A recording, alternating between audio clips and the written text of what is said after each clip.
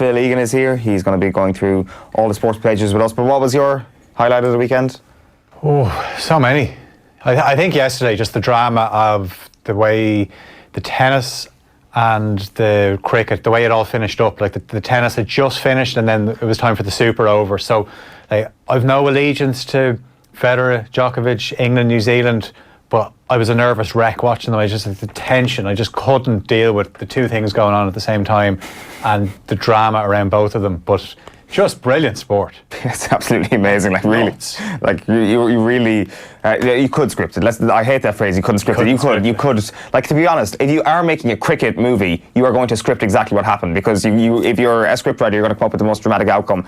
If you were going to script it, you would have scripted it exactly how it went yesterday. Absolutely ridiculous. We'll get into the idea of whether or not it was the right way to decide a World Cup final a little bit later on. A lot of people unhappy that perhaps boundaries is what's being rewarded rather than wickets. But they're the rules. I mean, you could say the same thing about the tennis. Like, Federer won more games than Djokovic. Yeah. Lost 3 tie breaks.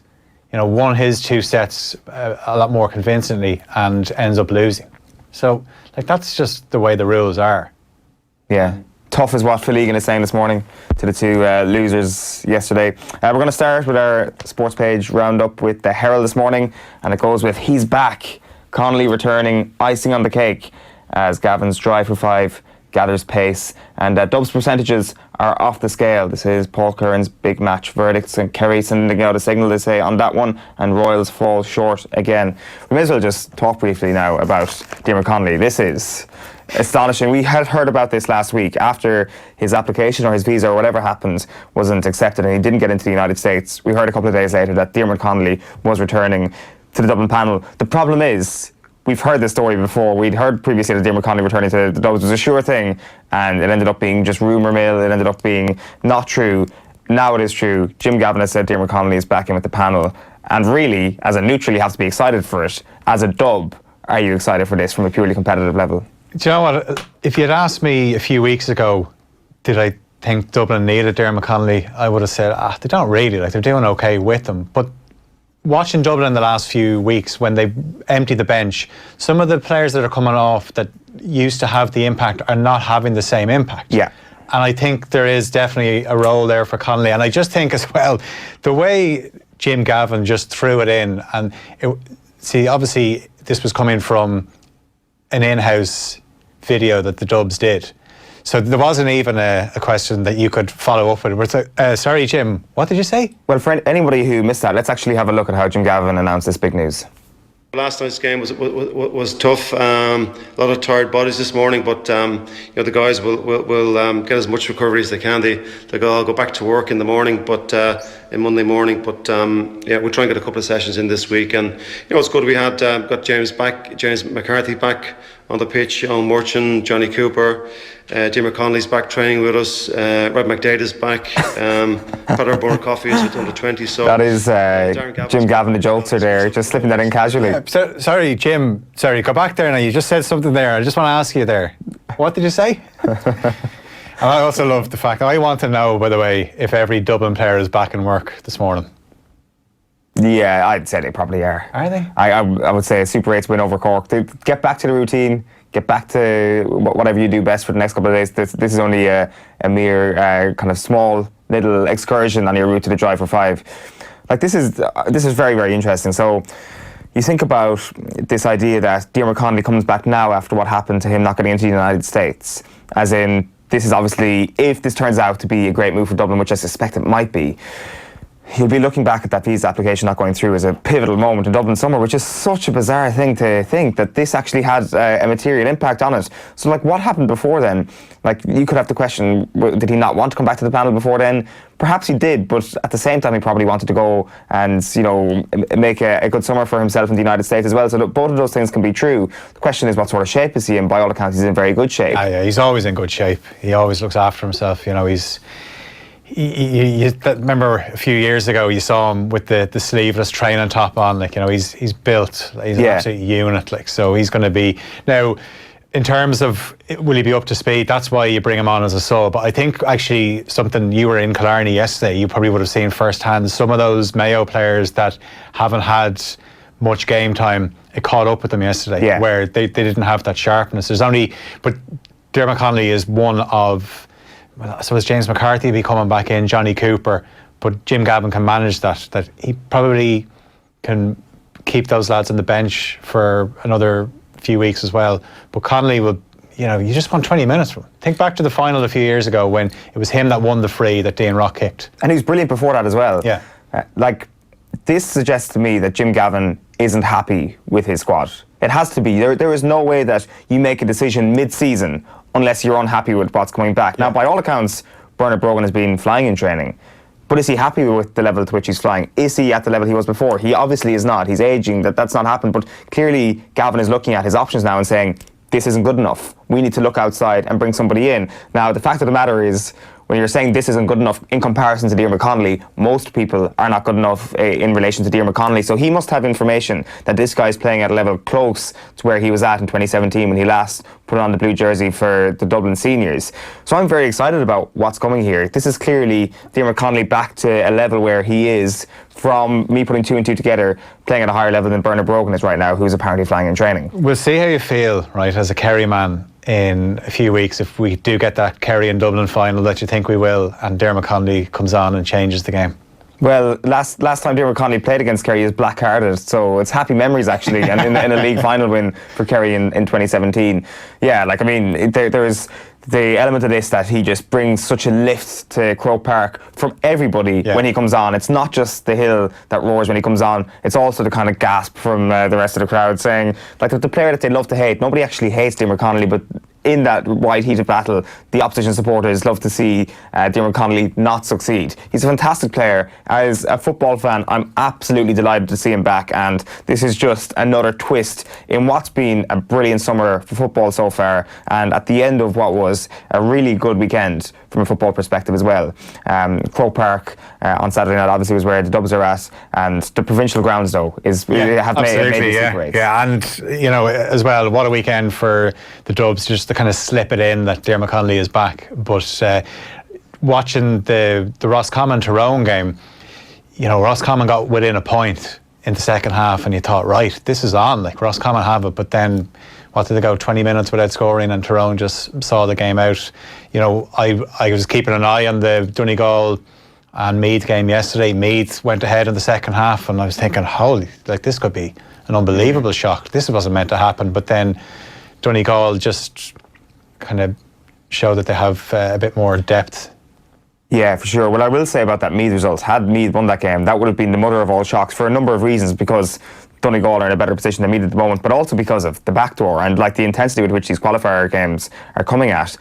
Having seen Mayo firsthand yesterday, they were absolutely shattered. Yeah. I've got no idea how some of those players managed to keep going until the 70-something minute yesterday. Absolutely shattered. It takes it out of you. And that also, by that same theory, just hammers home how impressive that Tyrone win was on Saturday. It may not seem it at the time, but the bookies had it at a 4-point spread. They got it bang on this occasion. There was a reason why it was only a 4-point spread for a team who seemed as impressive as Tyrone. That was a big, big win away from home. Tough qualifier route for them as well. Mayo were out on their feet yesterday. So there's a number of interesting storylines there when it comes to who's actually in form, because I do think the qualifiers kind of changes it a little bit. You've got a couple more of the back pages. Yeah, well, we've got the Irish Sun on the back there, just says jump start, and the great picture there of David Moore, and he just seemed to catch everything in the first half. Yeah. I lost count of the amount of times, and Kingdom raised their game in Killarney. It really was that first half performance that caught the eye from Kerry. And another thing as well, you were there, the heat, I'd say it was an absolute scorcher. It was actually cloudy for most of the game, to be honest. Yeah. It was actually beautiful conditions for a game, but nice and humid. It wasn't the sort of scorcher that you had earlier in the day. There's they obviously have their little bit there on Derm time to return, and that's bit on Dermot Connolly, and there's a bit there on new twist in KT saga, so that's Kieran Tierney and Arsenal. Maybe that will happen. And a picture there of Novak Djokovic kissing his Wimbledon trophy for the 5th time. 16 Grand Slams now for Djokovic. The Irish Independent this morning leads with the GAA. Kerry put the squeeze on Mayo, says the headline here. Horan's tiered outfit suffer worst championship defeat. Tired outfit. Whenever I see Horn, I think Tears and John Horn, but it's James Horn's tired outfit suffer worst championship defeat in 13 years as Clifford and Co. set searing pace. Great picture there of Sean O'Shea and David Clark, kind of representing the shift in mindset from the league final, perhaps, that Kerry weren't going to get bullied yesterday. And Cork remain hurling's sleeping giants is the consensus from the hurling writers today in the Irish Independent. Yeah, back of the Mirror Sport, and it's picture there of Cillian O'Connor, who obviously broke the record yesterday himself, but Mayo fall over cliff edge, and shock return for Connolly, Beacon blue, and then a picture there, Dublin Morgan, top of the world after the most thrilling game in history, and then Djokovic outclasses Federer in classic on centre court. Was that the most incredible finish to any sporting event ever? Not one for hyperbole. Yeah, it's like... But given the probability of this happening being absolutely minute, it has to be right up there. Oh, absolutely. And given the stage it's at, World Cup final. Yeah, it's definitely up there. The fact that it was in England, it was the hosts, and, you know, a lot of people that, well, they were the number one team going into the World Cup, and they had a few hitches during the tournament, but they got to the final. And I was thinking going into the last ball when Archer's bowling, I just thought if New Zealand get the 2 runs off this, Eoin Morgan is going to get slated for putting in a rookie. And his first ball in the super over was a wide ball. And you thought, geez, this is high pressure. Morgan has put his trust in Archer, and if England are beaten, as I said, Morgan would have been slaughtered, but now he's the toast of England. He's made threes and made dance. Yeah, I know. Like, it takes a lot for her to dance. She hasn't improved on her dancing, but yeah, it's interesting. Like, it's just the attention it's getting from here. I know there was a report on the RTE News last night from Rush Cricket Club, and they were so proud to see somebody that had played cricket there lift the World Cup. But then there's a lot of Irish people thinking, yeah, fair play to him, but is there any need for him to be singing "God Save the Queen"? What do you think? I wonder when it became a thing for him. Yeah. Because he got criticised by a few people for not singing it. I remember, was it Piers Morgan, who claims to be Irish himself, said, personally, I want to see my captain sing the national anthem before a match. And Morgan wasn't singing it. So when did it become a thing that he decided, today I'm going to sing it? But I've got no issue with it personally. No, look, we know why he went over, and he's fully vindicated for that decision to go and play at the highest level. He's just won a World Cup. Yeah, but there's also the actual British link with Eoin Morgan. His mother is British, and he has a British passport. Like, if you flip the thing entirely, that is like the Irish football team and the granny rule. And it's actually closer to home. It's actually closer to Morgan than the granny rule. If we saw them singing the Irish national anthem, we'd be like, fair play. Yeah. So the same standard applies. I've got absolutely no issue with that. The back page of the Irish Daily Star is good as gold. Classic Kingdom lay down a marker. And clubs to vote on changes. So clubs are set to vote before November's FAI Cup final on a new structure for the League of Ireland. This is following discussions at the weekend. They hosted a National League strategic planning seminar in Abbottstown, attended by all 20 league clubs. So this is Kieran Lucid and his proposal for an All-Ireland League being presented. And you've got Magic Morgan on top of the world there as well.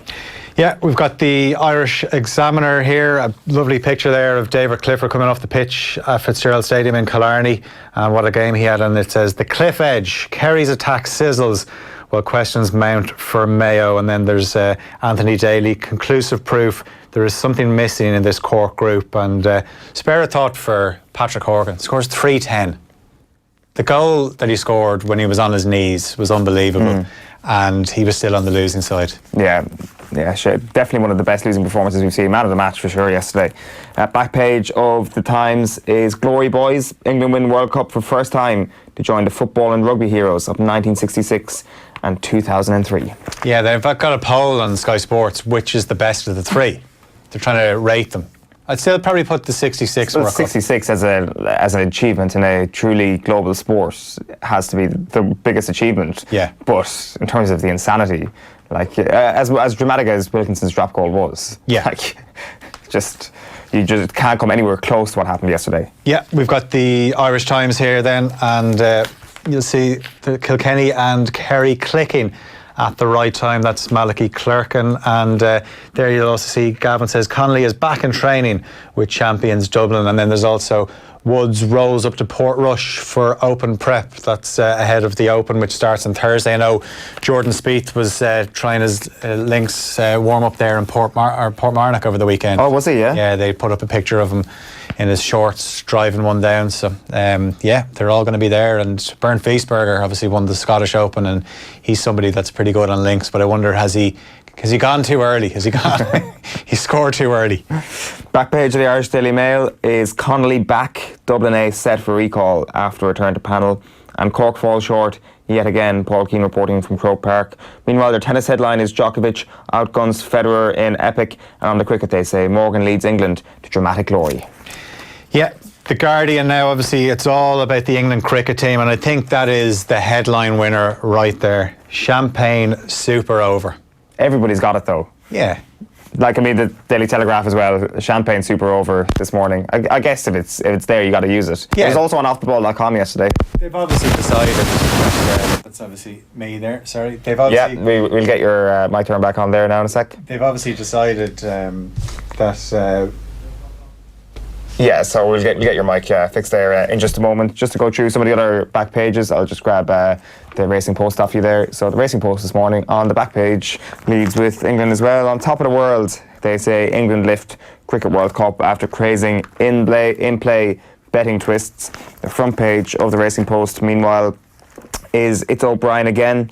Japan gives Ballydoyle more Group 1 success in the Grand Prix de Paris. And yeah, the Guardian is the last one you had there. It was Champagne super over.